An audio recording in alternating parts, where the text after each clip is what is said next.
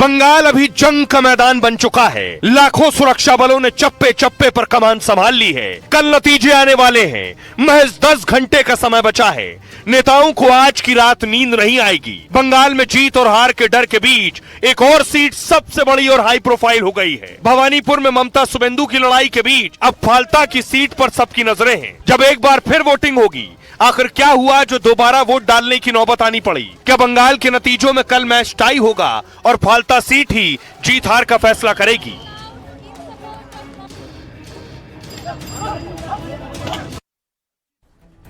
आइए मैं बताऊंगा कि काउंटिंग कब शुरू होगी, किस वक्त शुरू होगी, क्या तैयारियां। उससे पहले देखिए वोटिंग, बंगाल में फिर वोटिंग होनी है एक सीट पर। वो सीट हाई प्रोफाइल हो गई है ममता बनर्जी की सीट के बाद। वो सीट है फाल्ता सीट, जिस पर कल भी बवाल हुआ।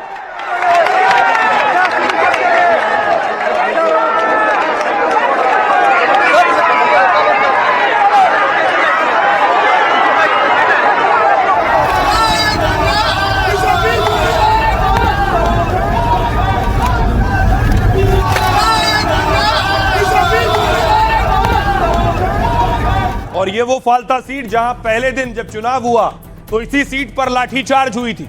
सुरक्षा बलों को लाठियां चलानी पड़ी थी।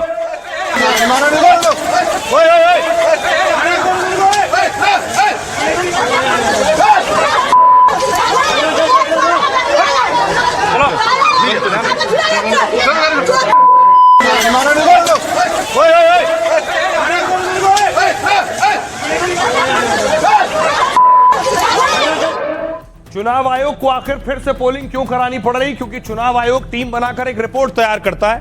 ये वही फाल्ता है जहां बीजेपी के कैंडिडेट के नाम के आगे ईवीएम पर टेप लगा दिया गया था।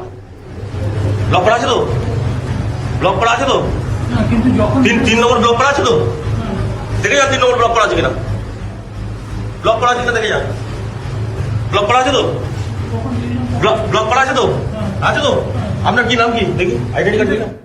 अब मैं आपको बताऊं, सोचिए जरा, पश्चिम बंगाल में बताया जा रहा है पहला चुनाव है जिसमें सबसे कम हिंसा हुई।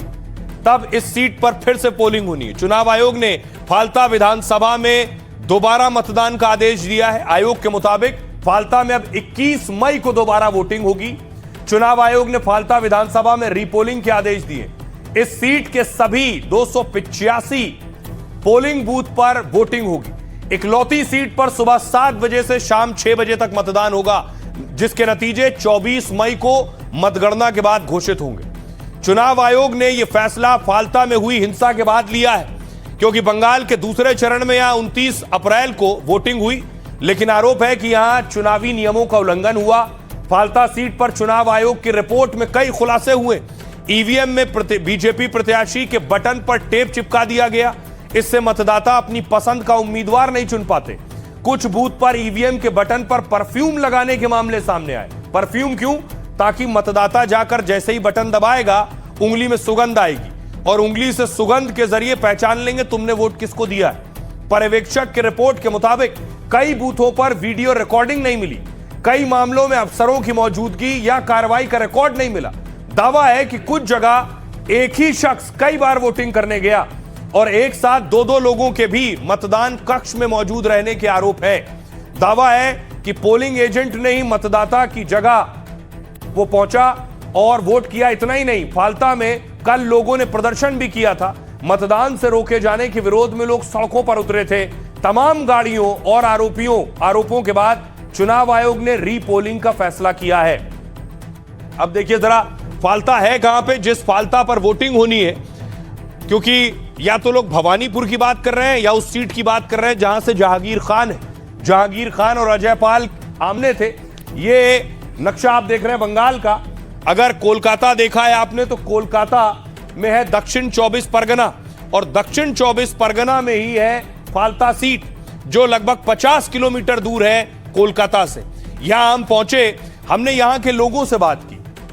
दोबारा पोलिंग हो रही है, लोगों ने कहा डर था, खौफ था, बहुत परेशानियां आई। फाल्ता के लोग क्या सोचते हैं? क्या ऐसा था ग्राउंड पर वाकई या सब झूठ है? फाल्ता के लोगों की जुबानी सुनिए। धमकाना चमकाना फुटेज है। छोटा छोटा बच्चा लोग के बोला उसको काट के खाना बना के तुमको खिला, उसको मम्मी को बोला घर जला देंगे।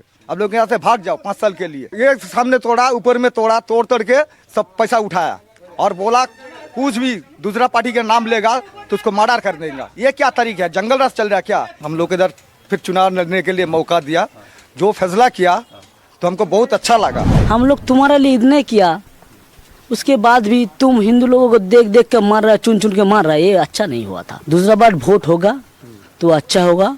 हम सब लोग मिल के एक साथ अच्छा दिल से वोट देगा। वोट नहीं देने दिया आपको? नहीं तो गया था, तो आपको वोट नहीं देने नहीं दे रहा था।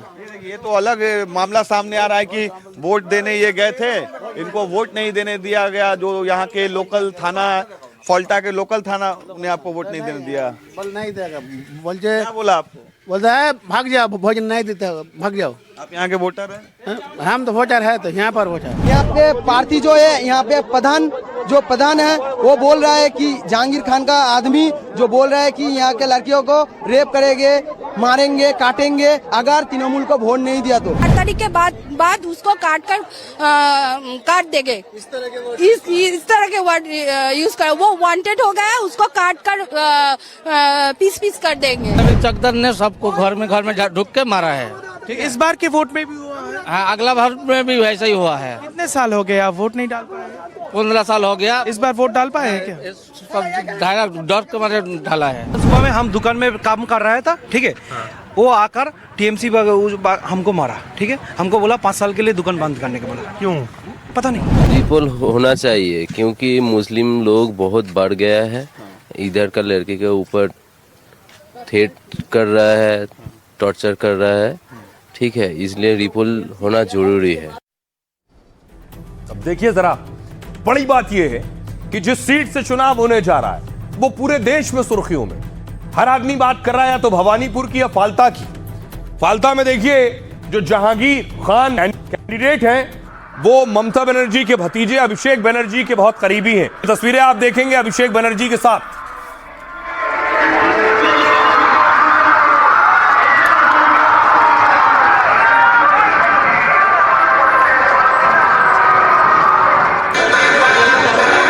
ये जो अभिषेक बनर्जी के साथ चल रहे हैं यही है जहांगीर खान।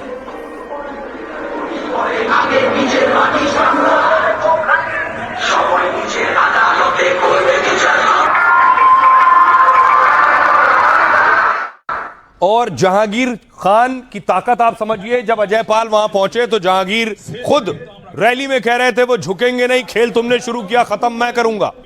আজকের ওরা অনেক খেলা দেখাচ্ছে, তা খেলা তো ওরা শুরু করেছে, শেষটা কিন্তু আমরা করব।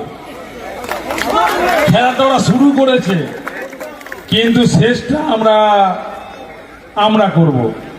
তাই পিকচার আবি বাকি মেরা দোস্ত। পুষ্পারাজ ঝুঁকেগা নেই, পুষ্পারাজ ঝুঁকেগা নেই। বিজেপি আমাকে অনেক ধমকানোর চেষ্টা করেছে, আমার সহকর্মীদেরকে অনেক ধমকানোর চেষ্টা করেছে, কিন্তু কিছুই করতে পারিনি। আজও আমি এই মঞ্চে কথা দিয়ে যাচ্ছি। अब देखिए जरा कौन है जहांगीर।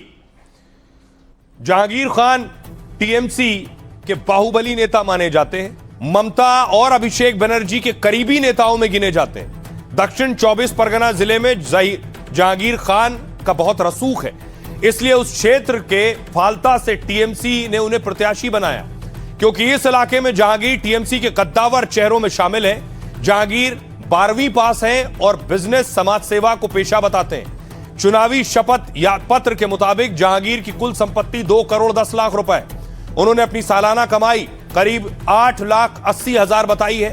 जहांगीर के खिलाफ कोई आपराधिक मामला लंबित नहीं है।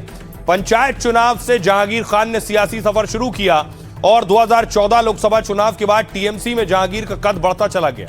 फिर टीएमसी ने जहांगीर को फाल्टा यूथ यूनिट का अध्यक्ष बनाया और जिला परिषद में जिम्मेदारी दी और कई सीटों का पर्यवेक्षक भी बनाया।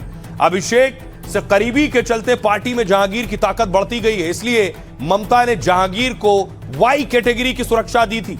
वाई कैटेगरी की सुरक्षा अमूमन बड़े लोगों को मिलती है, बड़ी हस्तियों को या फिर उनके ऊपर कोई असुरक्षा हो। हालांकि विरोध होने पर जहांगीर की सुरक्षा हटा ली गई थी, लेकिन चुनाव में जहांगीर और उनके सहयोगियों पर हिंसा का आरोप है। जहांगीर के सहयोगी इशराफिल पर वोटर्स को धमकाने का इल्जाम लगाया, तभी चुनाव आयोग के निर्देश पर पुलिस ने कई केस दर्ज किए। इसलिए योगी के सिंघम आईपीएस अजय पाल जहांगीर के इलाके में पहुंचे थे। उस वक्त आईपीएस ने जहांगीर और उनके गुर्गों को खबर लेने की चेतावनी दी थी, जिसके बाद सारा हंगामा हुआ और जहांगीर खुद सुर्खियों में आए। सुनिए अब इस पर सियासतदान क्या कह रहे हैं।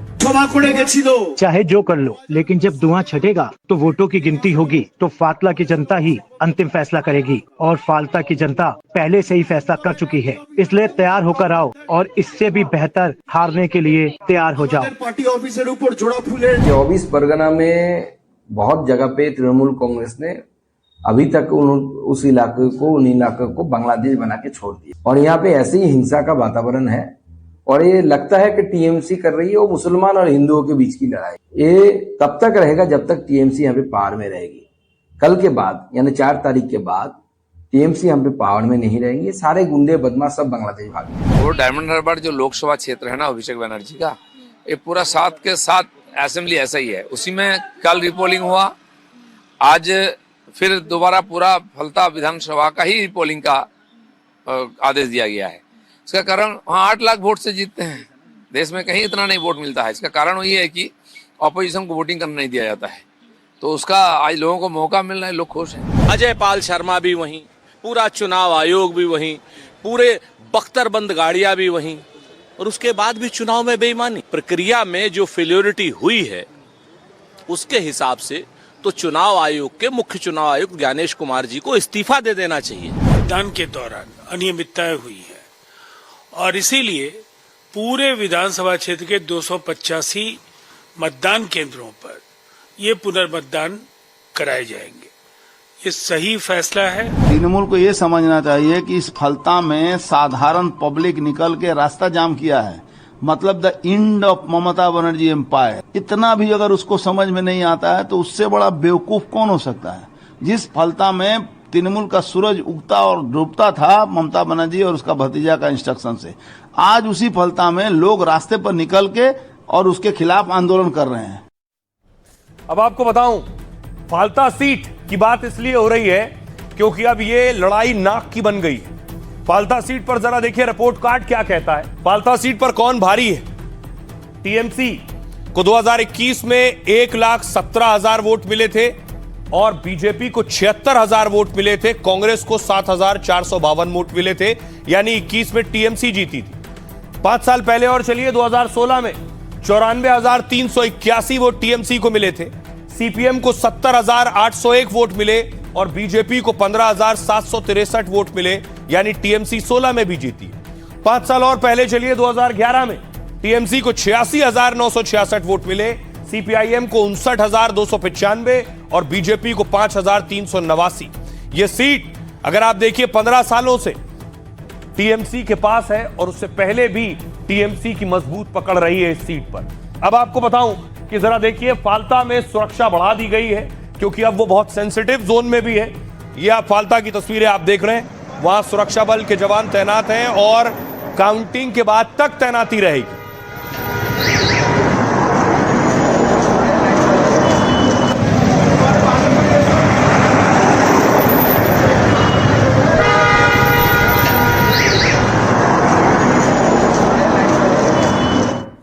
अब देखिए जो फालता सीट है ये आखिर टीएमसी का मजबूत गढ़ है कैसे। फालता सीट बंगाल के दक्षिण 24 परगना जिले में आती है और दक्षिण 24 परगना क्षेत्र के हिसाब से बंगाल का सबसे बड़ा जिला है। 2011 की जनगणना के मुताबिक यहां 35% से ज्यादा मुस्लिम आबादी है और 2026 में मुस्लिम आबादी करीब 38% तक हो सकती है। फालता एक ग्रामीण सीट है जहां 92% मतदाता गांव में रहते हैं। फालता सीट पर मुस्लिम आबादी निर्णायक मानी जाती है और जानकारी के मुताबिक यहां 30% से ज्यादा मुस्लिम वोटर हैं, जबकि अनुसूचित जाति के मतदाता करीब 26% है। यह पहले लेफ्ट का गढ़ हुआ करता था जिसे कभी कांग्रेस चुनौती देती थी, लेकिन पिछले कुछ सालों में यह तृणमूल कांग्रेस का गढ़ बन गया है। 1951 से फालता ने सभी 17 विधानसभा चुनाव में हिस्सा लिया है। सीपीआई ने पहला चुनाव जीता था, फिर सीपीआईएम ने यह सीट 8 बार जीती है। कांग्रेस और टीएमसी ने 4-4 बार फालता में जीत हासिल की है। ममता की पार्टी ने 2001 में यहां पहली बार चुनाव जीता था, 2006 में फिर मामूली अंतर से सीपीआईएम ने सीट छीन ली, मगर 2011 से टीएमसी लगातार 3 बार से यह सीट जीत रही है। इससे आप अंदाजा लगा सकते हैं इसकी ताकत। सुनिए जरा क्या कह रहे हैं सियासतदान। रीपोल होगा तो आपको उम्मीद है कि आप जीतेंगे? अरे रीपोल होगा तो 1 लाख से ज्यादा वोट से जीतेंगे। ये लोग जमानत चला जाएगा। ये लोग तो वोट नहीं करने देता, ये सिलेटे मार देता था और ईवी आतोड़ लगा देता था, कैमरा घुमा देता था, ऐसे करके वोट करता था। 7 लाख 10 लाख वोट से जीतता था। बट अब वोट होगा। हमने देखा कि टीएमसी के जो उम्मीदवार है उनके करीबी इसराफिल चौकीदार लोगों को धमका रहे हैं, डरा रहे हैं। ऐसे ही सभी चौकीदार और उसका जो टीम है और भी है, वहाँ साइदुल है, इस लोग ऐसे ही करता है, धमकाता है, डराता है, मारता है, पीटता है, उठा के ले जाता है। अब सवाल यह है कि सियासतदान 2 बातों पर हमलावर हैं। पहला ये कि कल नतीजे आने, दूसरा ये कि फाल्ता में फिर से वोटिंग होनी। देखिए अमित मालवीय कह रहे हैं रीपोलिंग पर बीजेपी नेता अमित मालवीय ने टीएमसी पर तंज कसा है। मालवीय ने कहा अब डायमंड हार्बर मॉडल ढह रहा है। अभिषेक बनर्जी कह रहे हैं अमित मालवीय के तंज पर डायमंड हार्बर सांसद ने जवाब दिया। ममता के भतीजे अभिषेक बनर्जी ने बीजेपी को चुनौती दे डाली है। कहा बंगाल विरोधी गुजराती गैंग और उसके साथी ज्ञानेश कुमार को मेरे डायमंड हार्बर मॉडल को नुकसान पहुंचाने में 10 जन्म भी कम पड़ेंगे। केंद्र सरकार को चुनौती देता हूं कि अपने सबसे मजबूत नेता को भेजो, किसी गॉडफादर को भेजो और हिम्मत है तो फाल्ता से चुनाव लड़ो। समीक भट्टाचार्य अध्यक्ष बंगाल बीजेपी के, वो कह रहे हैं अभिषेक के चैलेंज पर बंगाल बीजेपी अध्यक्ष समीक ने पलटवार किया। कहा ऐसी चुनौतियां अपने कार्यकर्ताओं को उकसाने के लिए दी जाती हैं ताकि वो कल समय पर मतगणना केंद्र पहुंचे और अंत तक वहीं बने रहें। अभिषेक बनर्जी के लोगों ने सालों तक हिंदुओं को वोटिंग से रोका है। बीजेपी नेता राहुल सिन्हा ने कहा इस बार जब वो डरा नहीं पाए तो बूथों के साथ छेड़छाड़ की। सौगत राय कह रहे हैं टीएमसी सांसद रीपोलिंग के फैसले पर सवाल उठाए हैं। साथ ही कहा सिर्फ इसी सीट को अलग कर फिर से चुनाव क्यों हो रहा है, फाल्ता पर चुनाव आयोग का यह फैसला ठीक नहीं है। सुकांत मजूमदार कह रहे हैं बीजेपी नेता इस बार फाल्ता में रिपोलिंग होगी, ना कोई धांधली, ना बूथ कब्जा, ना डराना धमकाना होगा। सुनिए जरा सियासतदानों। पैसा खर्च करने की कोई परवाह मत करो और भले ही अपनी पूरी ताकत लगा दो। अगर हिम्मत है तो खुद नरेंद्र मोदी, अमित शाह, योगी आदित्यनाथ आ जाओ। चाहे 50,000 केंद्रीय बल कर्मियों को तैनात कर दो। हर मतदान केंद्र पर बख्तरबंद गाड़ियां खड़ी कर दो। अपने पास मौजूद हर सिंघम को बुला लो। अपने आईटी सेल को 2 सप्ताह तक लगातार गलत सूचना फैलाने में व्यस्त रखो। और हाँ, ज्ञानेश कुमार को फाल्ता बुलाओ और उन्हें अपनी मशीनरी के हर एक पुर्जे में अपने हाथों से तेल लगाने दो। पश्चिम बंगाल को स्वर्ण बंगला बनाने का काम करेगी भारतीय जनता पार्टी की सरकार। माहौल बन गया है कि लोगों को उम्मीद हो गई है, लोगों ने तय कर लिया है चलो मोदी के साथ, चलो बीजेपी के साथ। और इसी का प्रकटीकरण है कि बड़ी तादाद में लोग हमारे साथ आए हैं, वोट डाला है। हम सरकार बनाने जा रहे हैं। पश्चिम बंगाल में कमल खिल के रहेगा। चुनाव लड़ रहे हैं या जंग लड़ रहे हैं, खास करके दिल्ली से जो बड़े बड़े ओहदेदार लोग गए तो ये एहसास ही नहीं होता था कि ये विधानसभा चुनाव है। उम्मीद होगी कि नतीजे आए और ये जो इतने महीनों से जो चीजें चल रही थी उस पर विराम लगे। जो दमनकारी सरकारें हैं, वो राज्यों में हो, केंद्र में हो, उसके खिलाफ एक बहुत डिसाइसिव वर्डिक्ट आने वाला है, बहुत ही निर्णायक फैसला आने वाला है। और आइए अब आपको बताता हूं कि आखिर कल की तैयारी क्या है। आखिर अलग अलग पार्टियों ने अपने स्तर पर तैयारी की है और काउंटिंग के लिए जो इलेक्शन ड्यूटी में लगी हुई टीम है, जिन्हें काउंटिंग करनी है, वो भी पहुंच गए। सबसे पहले देखिए भवानीपुर स्ट्रांग रूम की तस्वीर मैं आपको दिखा रहा हूं। भवानीपुर में क्या तैयारी है।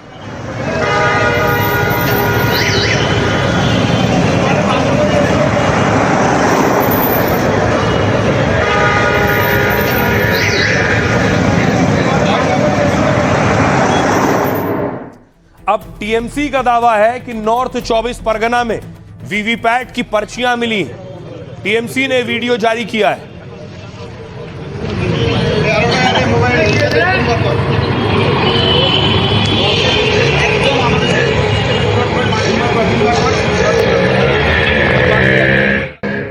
और जिस तरह के बंगाल में हालात होते हैं चुनाव के दौरान और वोटिंग के दौरान, उसके मद्देनजर देखिए कोलकाता के स्ट्रांग रूम के बाहर कड़ी सुरक्षा है। सुरक्षा बलों की तैनाती है। अभी सब हो गया।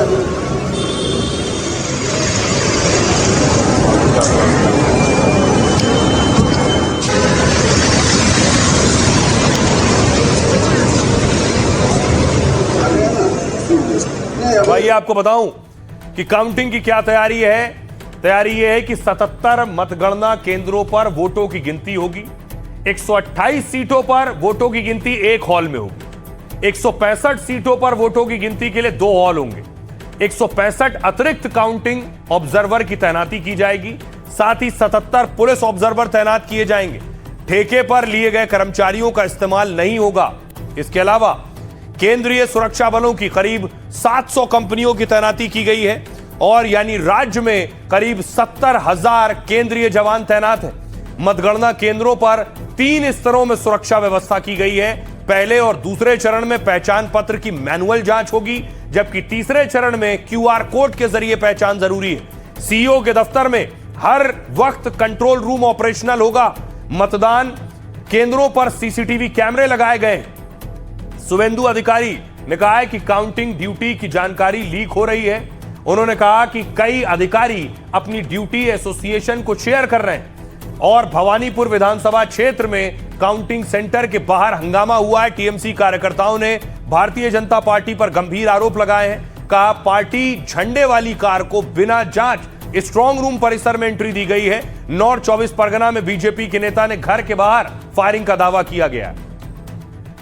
सुनिए जरा क्या कुछ कह रहे हैं अब कोलकाता के कमिश्नर और बंगाल सीईओ। देखो, हम लोग ने 2 दिन पहले मीटिंग कर ली है।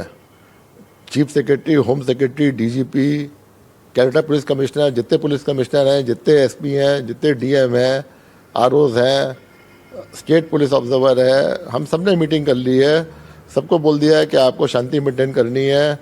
काउंटिंग से पहले, काउंटिंग के बाद, काउंटिंग के समय भी स्ट्रॉन्ग अरेंजमेंट रहने चाहिए। आपका पैरामिलिट्री फोर्सेस अरेंज्ड है। पैरामिलिट्री फोर्सेस बोले गई है स्टेट पुलिस को, एमएचए ने बोला है और ईसीआई ने बोला है कि 400-500 कंपनियां जो हैं वो इलेक्शन के बाद भी रहेंगी। हम लोग एकदम तत्पर हैं और हमने ओसीज को भी बोल दिया है कि रिस्पॉन्सिबिलिटी पूरी आपकी है अगर आपके एरिया में कोई आपका ऐसी घटना होती है। कल नतीजे आने, नतीजे से पहले देखिए जरा जोर आजमाइश भी हो रही है।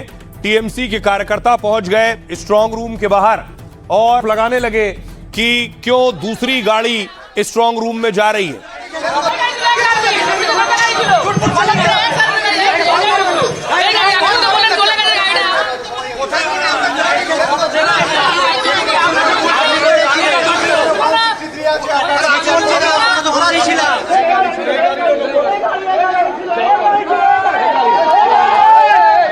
गाड़ी 8099 स्कॉर्पियो व्हाइट स्कॉर्पियो 8099